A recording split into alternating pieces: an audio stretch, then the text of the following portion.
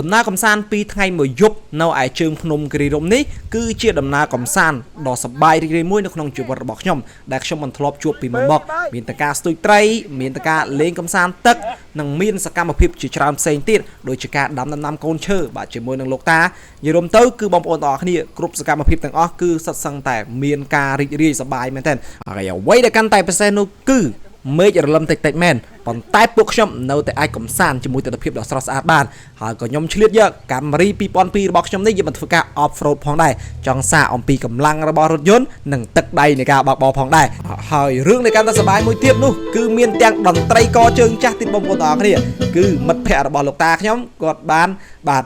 មកធ្វើជាតន្ត្រីកនៅក្នុងការជួបជុំមួយនេះតែម្ដងដោយសារគាត់គឺជាតន្ត្រីកជើងចាស់តោះឥឡូវចង់ដឹងថាតើនៅក្នុងបាទការដើរលេងកំសាន្តរយៈពេល2ថ្ងៃមួយយប់នេះតើមានទស្សនវិជ្ជាស្រស់ស្អាតក៏ដូចជាការសប្បាយរីករាយប៉ុណ្ណាទៅមើលវីដេអូពេញទាំងអស់គ្នា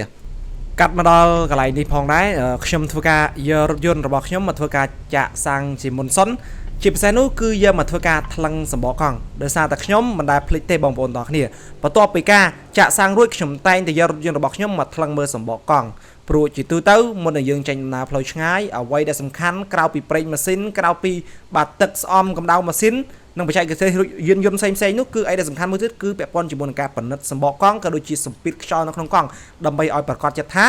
កង់របស់យើងទាំង4គឺមានខ្យល់គ្រប់គ្រាន់នៅក្នុងការធ្វើដំណើរផ្លូវឆ្ងាយបានដោយមិនតឹងពេកនិងដោយមិនធូរពេកធ្វើឲ្យបង្កមានបញ្ហានៅតាមផ្លូវហើយអ្វីដែលកាន់តែពិសេសនេះគឺខ្ញុំចេញមកហ្នឹងគឺមានឡានបងប្រុសម្នាក់គឺគាត់បានខូចវាអស់អគុយបងប្អូនទាំងអស់គ្នាអញ្ចឹងខ្ញុំក៏ឆ្លៀតជួយកៅគាត់ទៅណាបងប្អូនទាំងអស់គ្នាបាទមានអីចេញមកព្រលឹមឡើងមុនតដើរលេងហ្នឹងបានធ្វើអំពើល្អមកករណីទៅបាទបន្ទាប់ពីយើងធ្វើការចាក់សាំងរួចក៏ខ្ញុំពឹងឲ្យបងដែលជាអ្នកការចាក់សាំងគាត់ធ្វើការជួយសម្អាតបាទកញ្ចក់រថយន្តទាំងមុខទាំងក្រោយឲ្យផងអញ្ចឹងណាបងប្អូនទាំងអស់គ្នាបាទនិយាយទៅគឺសេវាកម្មតើគឺអែមដែរណាឥឡូវយើងចូលមកដល់កន្លែងនេះខ្ញុំធ្វើដំណើរគឺស្រស់ស្អាតបងប្អូនទាំងអស់គ្នាណាបាទហើយយើងធ្វើដំណើរបុកពីផ្លូវជាតិលេខ3ធ្លាយតាមផ្លូវទំនប់អូត្រែងបាទធ្លាយទៅកាន់ផ្លូវ41បងប្អូនទាំងអស់គ្នាដែលអ្នកនៅម្ដុំហ្នឹងប្រហែលជាគាត់ស្គាល់ហើយផ្លូវទំនប់អូត្រែងបាទឥឡូវនេះយើងកំពុងតែនៅលើផ្លូវ41យើងកំពុងតែបុកធ្វើដំណើរចេញពីផ្លូវ41ហ្នឹងបុកឡើងទៅទីរួមខេត្តកំពង់ស្ពឺបាទហើយពេលយើងទៅដល់ទីរួមខេត្តកំពង់ស្ពឺហើយយើងនឹងចេញដំណើរតាមផ្លូវជាតិលេខ4បុកឡើងទៅត្រែងទៅយើងផ្លូវគិរីរម្យបាទព្រោះគោលដៅរបស់យើងគឺទៅគិរីរម្យបងប្អូនទាំងអស់គ្នាបាទមួយទៀតខ្ញុំភ្លេចប្រាប់បងប្អូនទាំងអស់គ្នាគោលដៅរបស់យើងមួយទៀតគឺយើងត្រូវដើររត់ទិញដងសន្ទូចដើម្បីយកទៅមើលស្ទូចត្រីបើនៅនឹងអត់ត្រីអត់អីទៅមានត្រីយើងធ្វើការស្ទូចទៅមកហើយខ្ញុំមិនបានជានៅអ្នកដែលជួយចិត្តស្ទូចត្រីស្ទូចអីទេប្រហែលសត្វអីទេតែគាត់ថាឥឡូវនេះយើងចង់សាក relax ជាស្ទូចមកគីឡូមានត្រីច្រើនព្រោះខែនេះខែភ្លៀងអញ្ចឹងបងប្អូនទាំងអស់គ្នាបាទអូខេឥឡូវយើងមកដល់ភ្នំស្រង់ហើយបងប្អូនទាំងអស់គ្នាយើងដាក់ទិដ្ឋភាពភ្នំស្រង់បងប្អូនទាំងអស់គ្នាមើលបាទនេះណែតំយាយ哎呀តំយាយឥឡូវឃើញបាត់ហើយដងស្ទូចឃើញបាត់ហើយកន្លែងលក់ដងស្ទូចបងប្អូនទាំងអស់គ្នាបងប្អូនទាំងអស់គ្នាវាដូចជានេះចឹងដូចជាសំណាងយើងចឹងម៉ាលីក៏បាននិយាយថាយើងដើរដងស្ទូចនៅផ្សារនេះហើយហីស្រាប់ក៏ឃើញញ៉ាំវិញពេលយើងពងថតវីដេអូឃើញកន្លែងលក់ដងស្ទូចទៅដល់គេឥឡូវមកខាត់ពេលយូរយើងចោះទៅទិញដងស្ទូចទាំងអស់គ្នាដងស្ទូចយើងអាចទិញឲ្យឈើវិញបានទេតែខ្ញុំត្រូវទិញអាដងដែលយើងអាចហូតដកបានតែសារឡានយើងប្រភេទ sedan វាខ្លីមិនមែនដូចយើងជិះ Star ជិះប្រភេទ van នេះមុនទេបាទតោះចុះទៅទាំងអស់គ្នា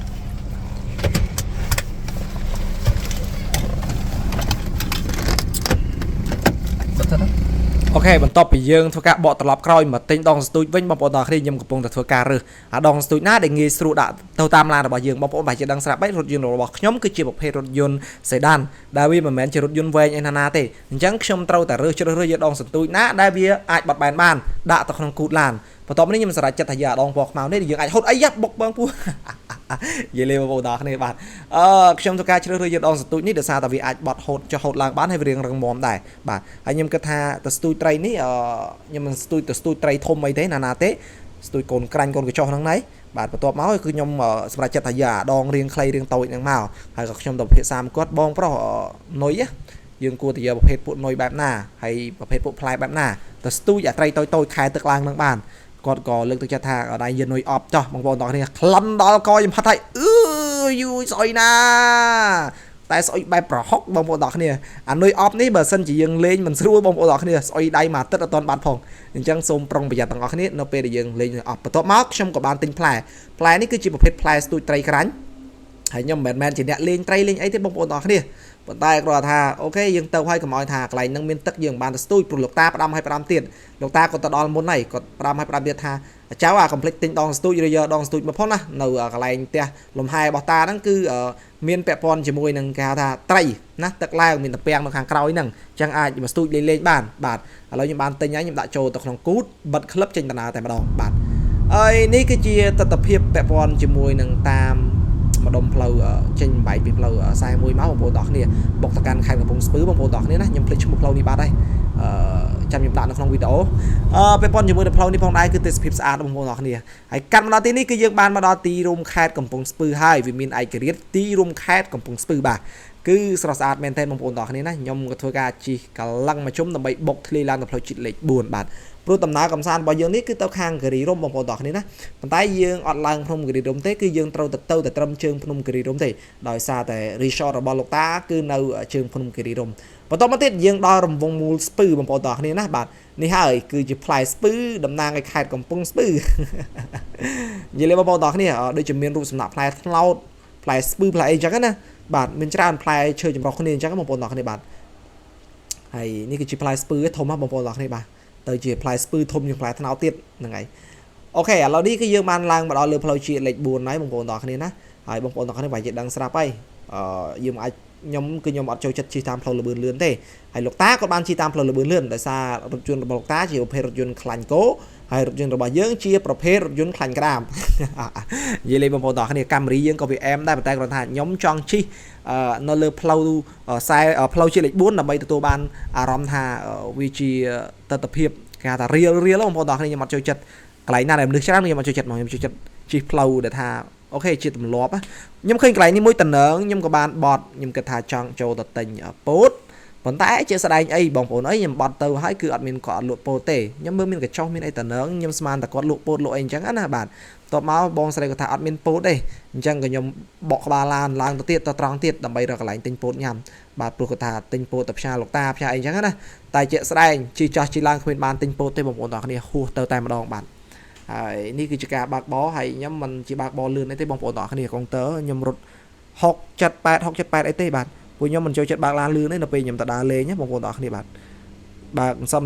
ឥឡូវនេះយើងកាត់មកដល់កន្លែងផ្លូវបត់ឡើងភ្នំគិរីរម្យបងប្អូនទាំងគ្នាណាបងប្អូនទាំងគ្នាហ្នឹងហើយមានឃើញផាសអាប់ច្រើនតែជាបងគាត់មករត់ផាសអាប់នំហ្នឹងច្រើនណាត្រៀបជួគ្នាបាទហើយខ្ញុំចង់ហួសទៀតដោយសារអីខ្ញុំអត់ដឹងថាខ្ញុំអត់ដឹងនិយាយត្រង់បងប្អូនទាំងគ្នាពេលខ្ញុំមកនេះខ្ញុំអត់ដឹងថា resort របស់លោកតាហ្នឹងគឺចូលតាមផ្លូវគិរីរម្យដែរទេខ្ញុំស្មានតែមានផ្លូវផ្សេងមួយទៀតអញ្ចឹងខ្ញុំសុខចិត្តឈប់កន្លែងហ្នឹងសិនដើម្បីធ្វើការតេស៊ូគាត់ប៉ុន្តែគាត់ឲ្យបត់ចូលតាមផ្លូវហ្នឹងមកអញ្ចឹងខ្ញុំក៏សម្រេចចិត្តបត់ចូលហើយខ្ញុំក៏សម្រេចចិត្តថាចុះដើម្បីធ្វើការទិញម្ហូបទិញអីសិនកន្លែងនេះបងប្អូនជិះមើល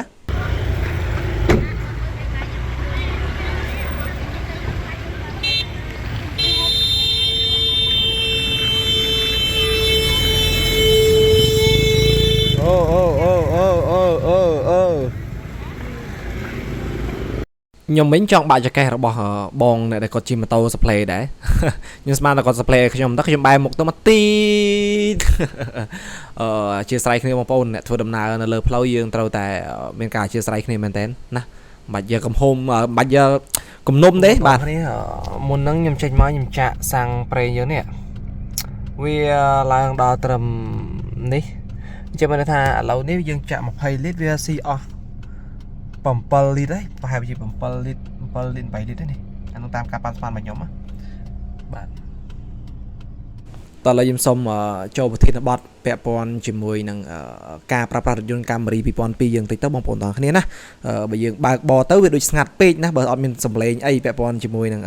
ការនិយាយបើសិនយើងអត់បាននិយាយគឺមានអារម្មណ៍ថាងុយគេងអញ្ចឹងខ្ញុំសូមលើកប្រធានបទពាក់ព័ន្ធជាមួយរថយន្តកាមេរី2002បន្តិចពាក់ព័ន្ធជាមួយនឹងការប្រើប្រាស់បងប្អូនទាំងអស់គ្នាខ្ញុំទទួលបានអារម្មណ៍មួយថាកក់ក្ដៅត្រង់ថាទោះវាជាប្រភេទរថយន្តឆ្នាំរៀងចាស់មែន ប៉ុន្តែតម្លៃនៃការជួសជុលក៏ដូចជាគ្រឿងបន្លាស់របស់វាគឺវាមានទីផ្សារច្រើនមែនតើបងប្អូនទាំងអស់គ្នាដូចជាស្ដែងខ្ញុំចេញតាណាអញ្ចឹងខ្ញុំមានអារម្មណ៍ថាកក់ក្ដៅជាមួយវាមែនតើទោះជាវាខូចក៏យើងជួសជុលអត់លុយធូរថ្លៃដែរប្រៀបធៀបដែលខ្ញុំធ្លាប់ធ្វើការបើកបរជាមួយនឹងរថយន្តថ្លៃអានេះខ្ញុំធ្លាប់បើក Range Rover បាទទោះខ្ញុំមិនមែនជាម្ចាស់ក៏ដោយតែខ្ញុំធ្លាប់ប្រើប្រាស់រថយន្ត Range Rover ខ្ញុំធ្លាប់ឆ្លងកាត់រថយន្ត Ford រថយន្តអីចឹងទៅរបស់គ្រួសាររបស់លោកតារបស់អីខ្ញុំចឹងទៅបាទអញ្ចឹងគឺគ្រឿងបន្លាស់ពណ៌នោះគឺថ្លៃមែនតែបងប្អូនទាំងអស់គ្នាហើយមនុស្សខ្ញុំខុសគេអ្វីដែលមិនមែនជារបស់ខ្ញុំបើកទៅខ្ញុំមិនទទួលបានអារម្មណ៍ថាសប្បាយទេទោះជារថយន្តនឹងវាថ្លៃប៉ុណ្ណាក៏ដោយរថយន្តនឹងវាអស្ចារ្យប៉ុណ្ណាក៏ដោយតែសម្រាប់ខ្ញុំសុខចិត្តជិះរបស់ខ្ញុំរបស់ដែលខ្ញុំរៀបចំឡើងដោយដៃរបស់ខ្ញុំជឿជាក់លើវាខ្ញុំជិះទៅមានក្តីសុខគឺខ្ញុំ enjoy ជាមួយវាតែម្ដងបងប្អូនណាបាទហើយអូខេអានេះអាចថាអារម្មណ៍របស់ខ្ញុំពិតៗបងប្អូនទាំងអស់គ្នានៅពេលដែលយើងប្រើប្រាស់អ្វីដែលជារបស់យើងតាណាជាមួយរបស់យើងទោះវាថោកក៏ដោយតែយើងមានអារម្មណ៍ថាវាសប្បាយចិត្តវាជារបស់យើងហើយណាមួយទៀតរបស់យើងជិះនេះក៏វាការជួសជុលតម្លៃវាសមរម្យអញ្ចឹងណាយើងមិនត្រូវភ័យព្រួយនៅក្នុងការជួសជុលអត់ថ្លៃទេជិះឆ្កូតកាងបាញ់កាងឆ្កូតកាងមុខបាញ់កាងមុខបាទឆ្កូតកាងក្រោយបាញ់តាមកាងក្រោយខូចអីដូរហ្នឹងព្រោះវាគ្រឿងបង្គុំវាសមរម្យតម្លៃសមរម្យណាស់បងប្អូនទាំងអស់គ្នាតើឥឡូវយើងបកចូលដល់សាច់វីដេអូយើងវិញឥឡូវនេះយើងធ្វើដំណើរបាទទៅតាមផ្លូវគិរីរម្យហើយបងប្អូនឡើងទៅលើឆ្ពោះផ្លូវនេះយើងជិះត្រង់រហូតវាឆ្ពោះទៅលើឡើងទៅលើភ្នំគិរីរម្យបាទតែយើងទៅផ្លូវតែមួយប៉ុន្តែដល់ផ្លូវបំបែកគឺយើងធ្វើការបំបែកស្ដាំបងប្អូនទាំងអស់គ្នាបាទខ្ញុំជិះទៅព្រាវដែរទេដោយសារលោកតាគាត់ផ្ញើ Google Map មកហើយជាស្ដែងទៅដល់គិរីរម្យគឺអត់មានសេវាទេបងប្អូនទាំងអស់គ្នាដឹងស្រាប់ហើយអ្នកដែលធ្លាប់ធ្វើដំណើរឆ្លងកាត់គិរីរម្យណាបាទមានតែប្រព័ន្ធCell Card ទេដែលដើរក្រៅពីនឹង Smart និង97អីគឺ lag ហ្មងអត់ដើរហ្មងអញ្ចឹងណាអញ្ចឹងរៀងធ្វើឲ្យពួកខ្ញុំពិបាកក្នុងការតាក់ទងគ្នាបន្តិចអញ្ចឹងបងប្អូនទាំងអស់គ្នាបាទហើយឥឡូវនេះយើងទៅដល់ហើយយើងតិចទៅដល់ផ្លូវបែកបងប្អូនទាំងអស់គ្នានេះបាទយើងដល់ផ្លូវបែកចូលហើយខ្ញុំធ្វើការជិះហើយខ្ញុំមើលទៅមានអារម្មណ៍ថាអូខេresort ហ្នឹងបងប្អូនទាំងគ្នា resort ហ្នឹងគឺវានៅក្រោមដីវាចោះចំណោតណាតែពេលអញ្ចឹងនៅពេលដែលយើងឈើមើលសម្លឹងទៅលើ resort ហ្នឹងមកលើវិញគឺឃើញទេសភាពភ្នំស្រស់ស្អាតមែនតែនបាទហើយខ្ញុំគ្រាន់ឃើញទស្សនវិជ្ជាមួយនេះគឺខ្ញុំវ៉ាវបងប្អូនគឺស្អាតស្រស់ស្អាតខ្លាំងមែនតែនបាទហើយតិចទៀតដល់ផ្លូវមុខគឺចាប់ផ្ដើមពិបាកត្រង់ថាផ្លូវហ្នឹងវាភ្លៀងដល់ពេលភ្លៀងទៅវាប្រពេចប្របាច់ហើយរថយន្តយើងជាប្រភេទរថយន្តប៉ុងមួយប៉ុងមុខទៀតនេះឥឡូវចាំមើលវីដេអូយើងអស់ហ្វូនជាក់ស្ដែងបាទ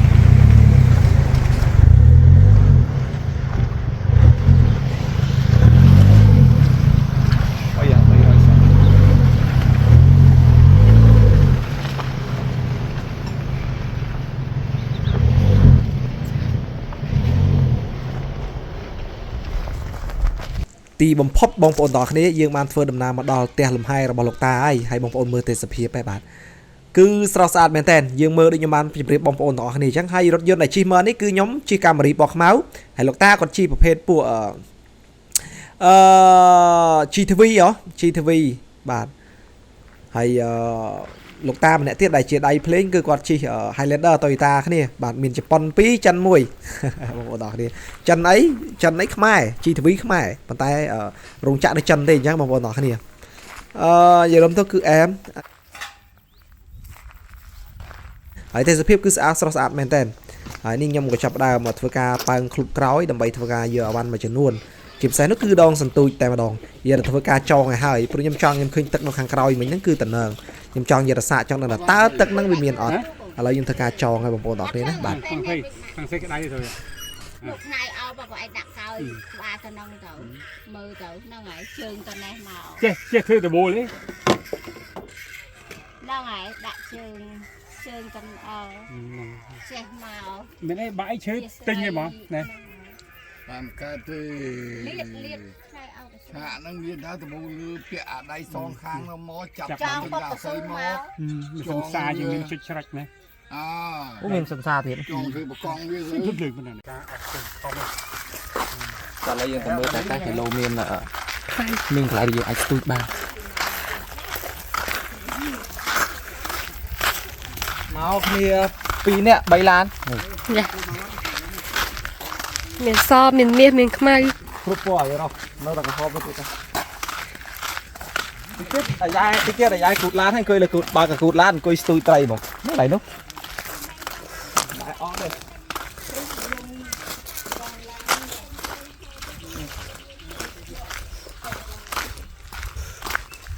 ទឹកជើងឡើងមិនមានដៃទេមិនអត់ទេអូហាកាហ្វេ Tình phải phạt lái bông đã ngồi đây không? Ôi không ai hết. ឥឡូវមុននឹងយើងទៅស្ទួយត្រីយើងទៅទិញកាហ្វេសិនខកពីនោះមកនោះទៅច្រាស់ថ្ងៃបានវាខ្មៅនេះហេសំលុយមើលសំលុយនេះស្ទួយអានេះអូអានេះកន្លែងដាក់ស្ទួយទៅនេះគេស្រែកបោះឡាច់ត្រីអញចាប់ឲ្យធ្វើអី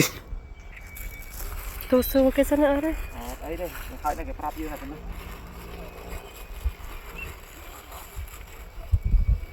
អាយ៉ា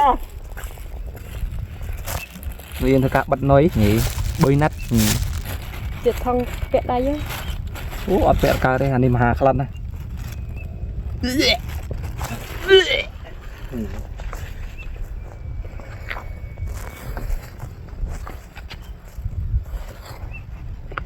ឡៃទៅអាមេរិកណាកម្ពុជាយើងមានឡៃផែនមកថឹក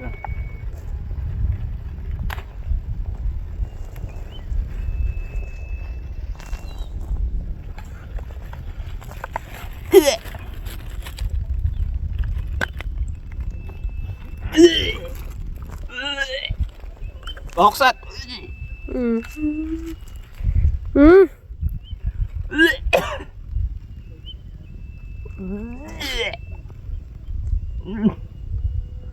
Có miền sầu liêng thế đấy. ហើយម៉ែរមានតា Biết nè, có miền sầu liêng ra nó.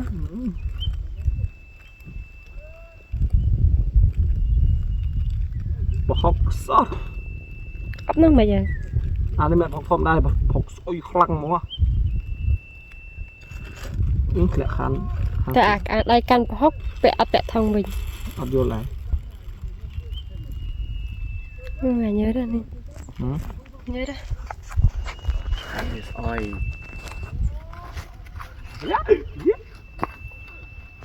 Bắt đạn. Ở bên. មួយទៅពេកទឹកពុះហ្នឹង Ừ.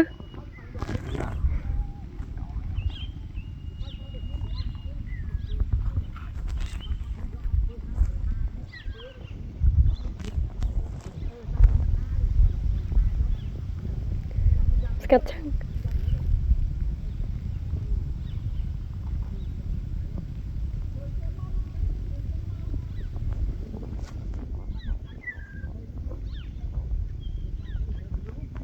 Ấp thật lẹ cho nên.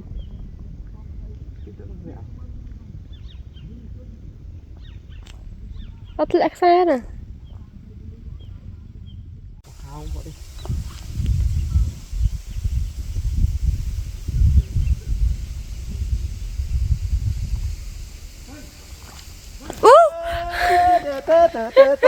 Thấy cái nữa.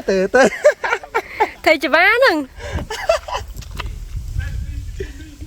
Ây rồi. តើចង្វាយគេឆ្លាំងហ៎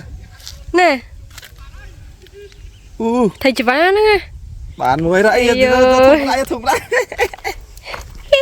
បើតាបាន1គីឡូ Rồi đã. Chăm tích vô thông mà xem. គាត់ខ្លួនមាត់នេះ នេះនេះបានកន្លះគីឡូ អត់កន្លះគីឡូ គង់បោះអនឡាញ ទឹកផុសហើយត្រីស្អីទេ Thấy chả bá à?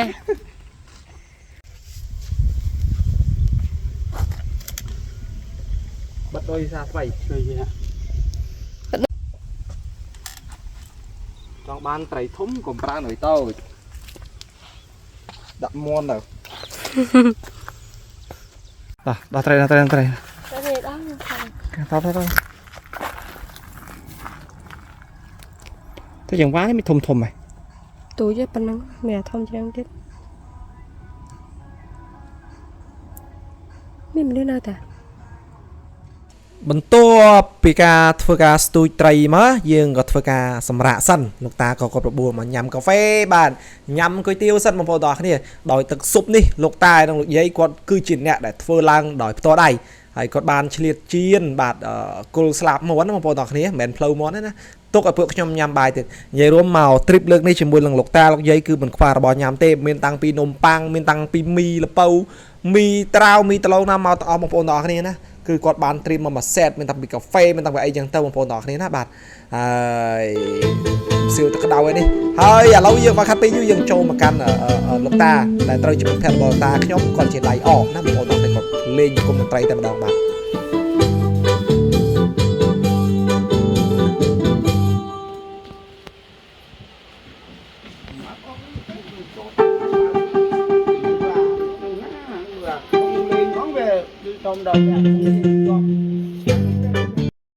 ឆ្លៀតពេលដែលលោកតាគាត់កំពុងតែធ្វើការញ៉ាំឡាបជេញ៉ាំប៊ីយ៉ាហើយក៏ធ្វើការ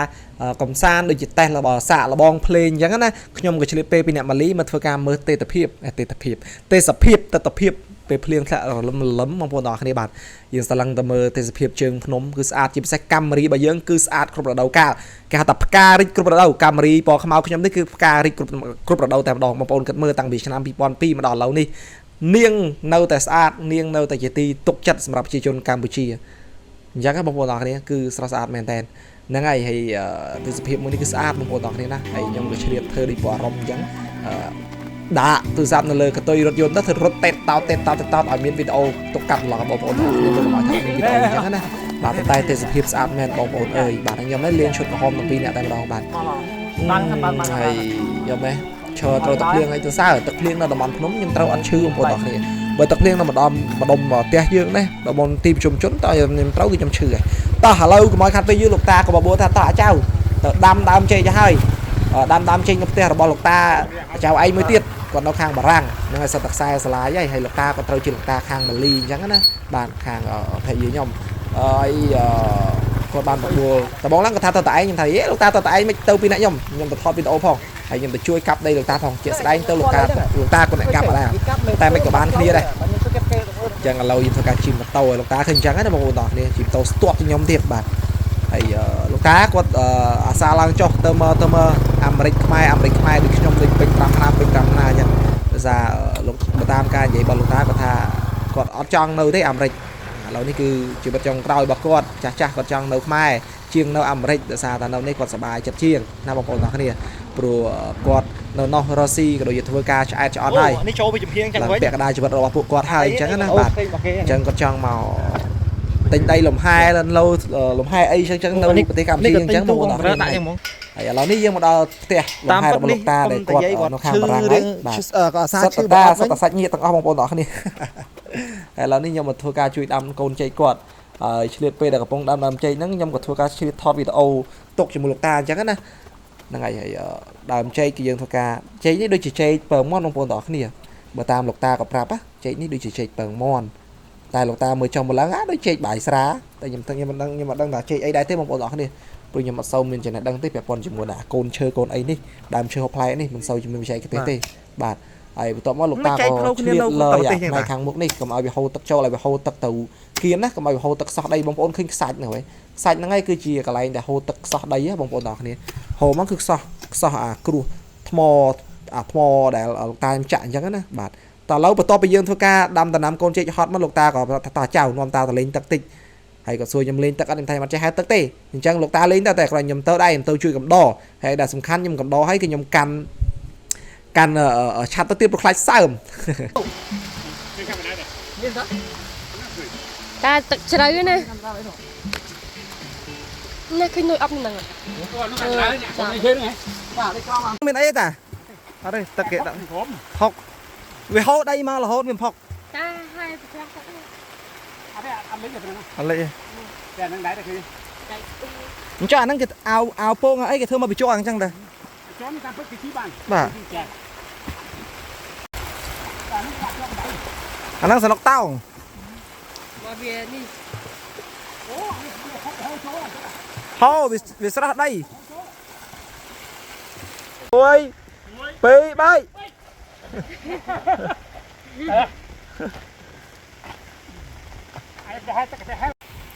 តែចេះនឹកឃើញតាទិញនៅខ្មែរនេះទៅ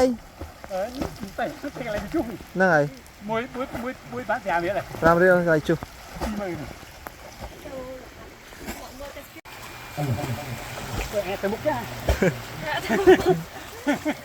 បន្ទាប់ពីការលេងទឹកជាមួយនឹងលោកតារួចមកហេលេងទឹកជាមួយតាមិនទៅមើលលោកតាលេងទឹកមកពួកខ្ញុំក៏ឆ្លៀតជិះមកទិញភេសជ្ជៈបន្តិចបន្តួច បាទនៅឯតូបអ្នកលក់ម្ដុំនឹងអញ្ចឹងណាបងប្អូនទាំងគ្នាទេសភាពគឺស្រស់ស្អាតមែនតើបងប្អូនទាំងគ្នាម៉ាលីទាដប់ខ្ញុំថាខ្ញុំអត់ទុកចិត្តទេប៉ុន្តែម៉ាលីទាដប់ព្រោះដោយសារមានប្រវត្តិធ្លាប់បុកឆ្កែអញ្ចឹងហើយគឺខ្ញុំអត់ចង់ឲ្យដប់ទេប៉ុន្តែខ្ញុំចេះទៅហើយបងប្អូនទាំងគ្នាភ័យបន្តិចភ័យផងសบายផងទៅឥឡូវខ្ញុំធ្វើការជីអូសบายពេញហ្នឹងមេឃត្រជាក់លឹមបាទហើយនោះភេសជ្ជៈដែលខ្ញុំទិញមកបងប្អូនទាំងគ្នាទិញឲ្យលោកតាទេខ្ញុំមិនមែនជាអ្នកហូបអីទេអូខេហើយទេសភាពគឺស្អាតមែនតើបន្ទាប់ពីភ្លៀងធ្លាក់មកគឺមេឃស្រឡះខ្ញុំក៏ឃើញម៉ាលីរបស់ចុងប្រាប់ថាណោគេលក់ផ្អែមទៅពេលបកមកវិញមកលោកអើយផ្អែមអស់ហើយបងអ្នកលក់គាត់ថាលពូអ្នកលក់គាត់ថាផ្អែមអស់ហើយហ្នឹងហើយខ្ញុំគាត់ថាចប់បាទចប់ស៊ីនហ្មងពុំគាត់ថាបានផ្អែមញ៉ាំហើយបងប្អូនទាំងគ្នាតែទៅពេលតែមើលទៅអស់អាលីងនេះ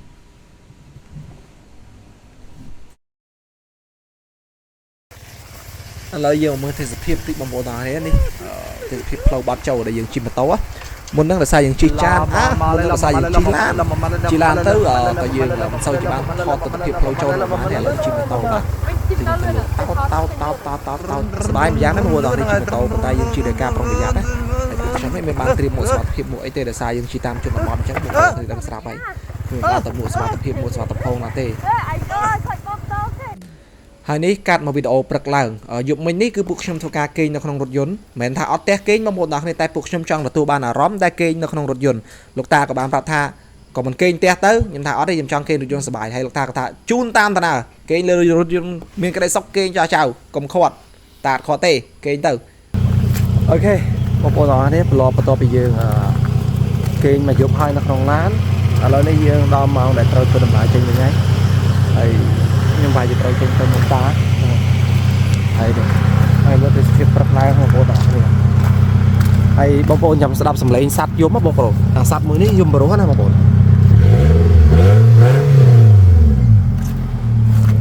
ខេសត្វយំអញ្ចឹងអាសត្វពណ៌ខ្មៅនេះសត្វនេះកើតនៅអាមេរិកព្រឹកឡើងមុននឹងអាហារពេលព្រឹកខ្ញុំហើយលោកតាក៏បានពិភាក្សាគ្នាថាតោះឥឡូវយើងដាំកូនចេកឲ្យហើយម្សិលមិញគឺយើងដាំនៅលើដីលោកតាដែលគាត់នៅខាងបារាំងឥឡូវនេះគឺយើងដាំលើដីលោកតាផ្ទាល់តែម្ដងណាបងប្អូនទាំងអស់គ្នាហើយខ្ញុំក៏ធ្វើការជួយកាប់ជួយលោកតាក៏ជីកទៅខ្ញុំកាប់រំដៅទៅលោកតាព្រឹកមិញបានប្រាប់ថាចៅមើលជួយតាពី3ដៅមើលខ្ញុំអត់ជួយពី3ដៅទេតាខ្ញុំជួយច្រើនដៅតែម្ដងតើមកយើងក៏ធ្វើការជីកដាំកូនចេកឲ្យហើយតែម្ដងនៅក្នុងថ្ងៃនេះបាទ